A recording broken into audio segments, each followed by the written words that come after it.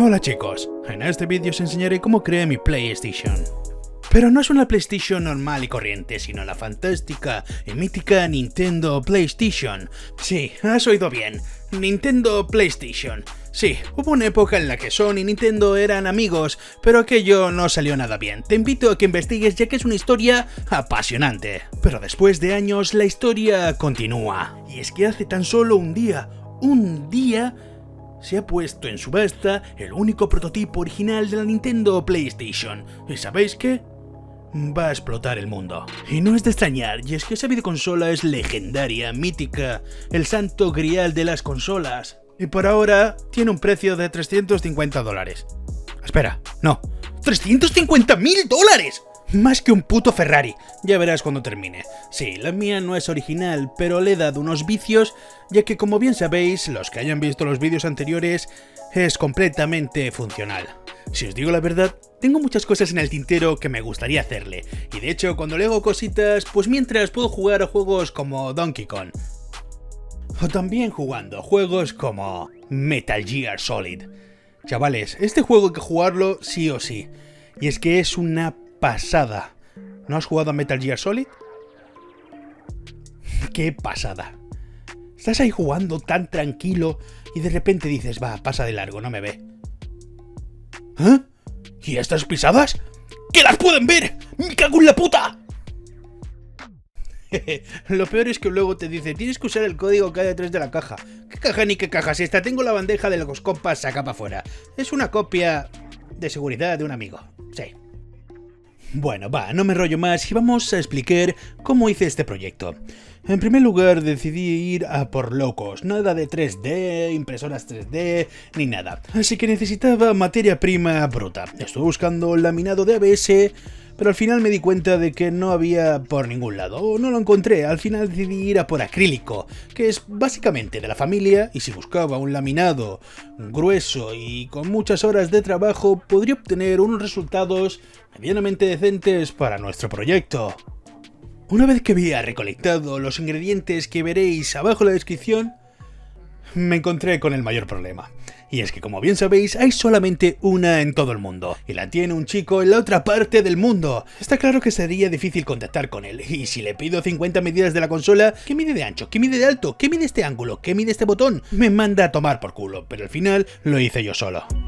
Y te acaba de explotar la cabeza. ¿Cómo has medido la consola? Pues usando como referencia las medidas que sí sabemos o que sí tengo en mi poder, como es el cartucho. Sabiendo lo que mide el cartucho, puedo utilizarlo como referencia para sacar el ancho de la consola fácilmente. Pero esto es más complicado de lo que parece, y es que no todas las fotos tienen el ángulo correcto, la lente igual, la distancia igual. Por ejemplo, no puedo medir el frontal con lo que mide el cartucho, ya que la foto no tiene la misma distancia, etc. Pero sí sé lo que mide el conector de los mandos, así que utilizando como referencia puedo sacar el ancho y el alto. Easy peasy. Una vez que teníamos las medidas, era momento de ponerse manos a la obra. Lo primero que hice fue hacer la base y la parte superior de la consola. Eran medidas fáciles de localizar, así que simplemente cogí el ancho y el largo y a cortar. Aquí es donde vendría el problema, y es que cortar metraquilato es más complicado de lo que parece, y es que si lo cortas con una radial, se derrite. Si lo cortas con una sierra y la sierra se calienta, también se derrite y estropea el corte, así que tuve que cortar casi todas las piezas con un cúter. Pero ojo, esta pieza de acrílico es bastante gruesa y usé una técnica algo peculiar, pero efectiva. Supongo que es todo un proceso de aprendizaje, y es que no había trabajado antes con un acrílico tan grueso, pero hey, al final aprendí la técnica para poder cortarlo perfecto y que quedaran las piezas geniales.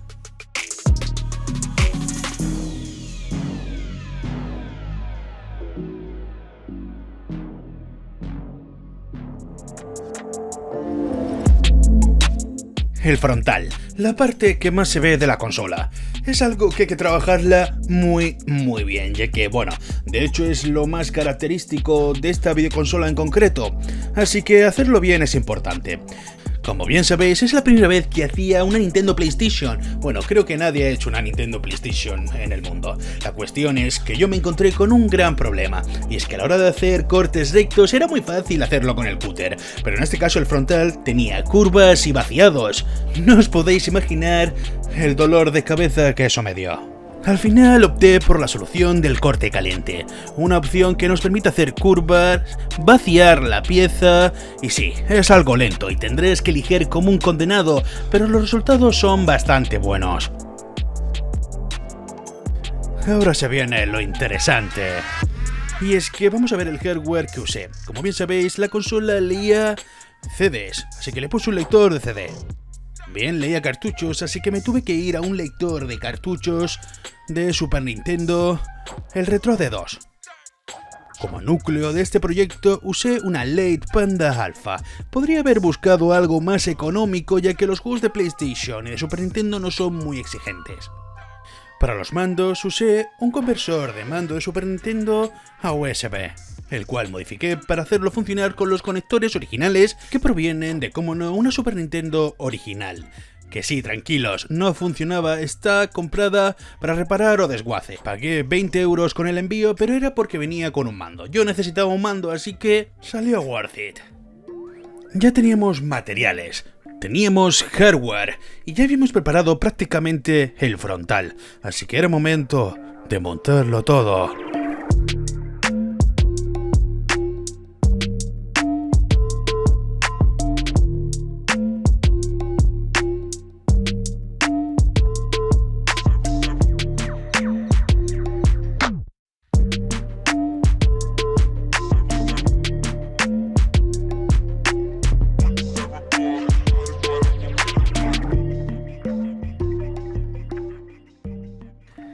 Todo iba tomando forma, y os puedo asegurar que estaba entusiasmado, ya que tenía muy buena pinta. Colocar el lector me dio un poco de dolor de cabeza, y es que tenía que ir a una posición concreta, tenía que ir a una altura concreta y tenía que estar balanceado. Una vez que estaba todo en su posición, pegué las patitas del lector y el resto de piezas que faltaban, como laterales y parte trasera.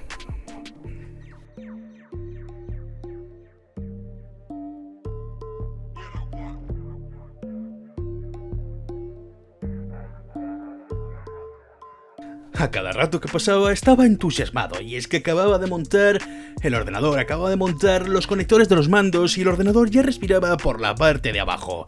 Pero no acaba la cosa, y es que había colocado en su posición y su altura correcta el lector de cartuchos. Pero no colocado en cualquier sitio, sino en la posición exacta que iría en la consola original. Ahora era el turno de los botones de control de cartuchos. Estos tendrían que ir perfectos e hice cientos de medidas, ya que estos botones son muy característicos, pero creo que quedaron en su sitio.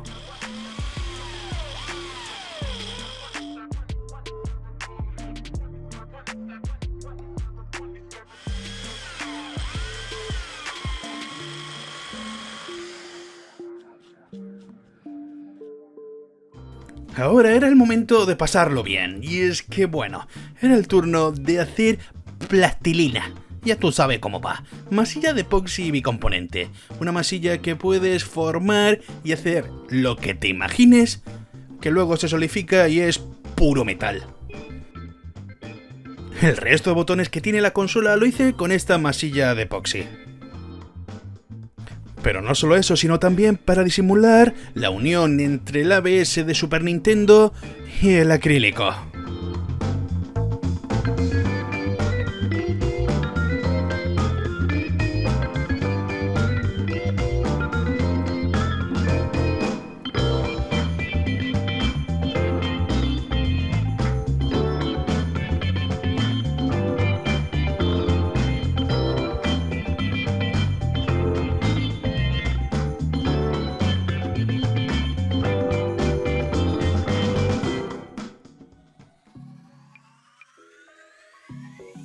Los últimos retoques que tocaban eran el cableado y los botones. Los botones estaba bastante claro, tendríamos que usar los originales y tendríamos que hacerlos funcionales. Así que instalé Switch para sacar el lector, para encender el ordenador o para reiniciar el módulo de cartuchos.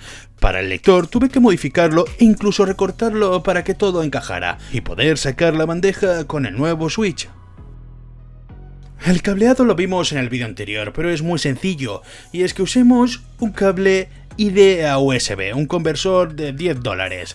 Y para el frontal de mandos, un conversor de Super NES a USB. Para encender la consola, un switch de alto recorrido, y para sacar el lector, un switch de corto recorrido. El botón más elaborado es el de reinicio de cartuchos. Lo hice más elaborado porque quería que fuese lo más parecido al original, con el mismo recorrido, etc. Para ello tuve que hacer unos raíles para que tuviera un recorrido concreto. Y por la parte de atrás básicamente usé un switch de PC. Todo pegado funcionó a las mil maravillas. La consola la dividí en dos partes. La parte de arriba con el lector de Nintendo, Switch y control de pantalla, y la parte de abajo con el resto de componentes, que se conectan entre sí mediante un USB, ya que si en un futuro tengo que modificar, poner un ventilador o cualquier cosa, desmonto el USB y puedo trabajar cómodamente. Estaba eufórico, ya que solamente me faltaba la alimentación. Sí, y es que para poder hacerla funcionar hay que meterle corriente. Había pensado en meterle 12 voltios para alimentarla por completo. Un transformador de 5 amperios sería suficiente. Pero me encontré con un pequeño problema, y es que varios componentes como el lector o el lector de cartuchos funcionaban a 5 voltios. El lector de cartuchos consume muy poco, así que podría alimentarlo desde el USB, pero el lector de CDs quería meterle electricidad directa para que no surgiera ningún problema. Estuve pensando en un regulador de voltaje como el que vemos en pantalla, pero dije yo, ¿y si directamente cojo el 7805 y se lo instalo directamente al lector? Y eso fue lo que hice. Lo desmonté de la Super Nintendo, que resultaba tener uno gratis, lo monté en el lector y funcionó espectacularmente bien.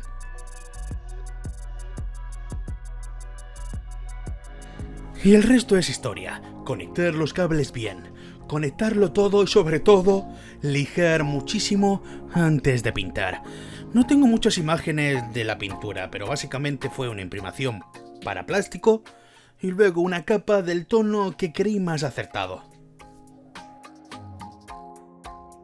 Algo que varios seguidores me preguntaron es: Show, ¿cómo hiciste los logos?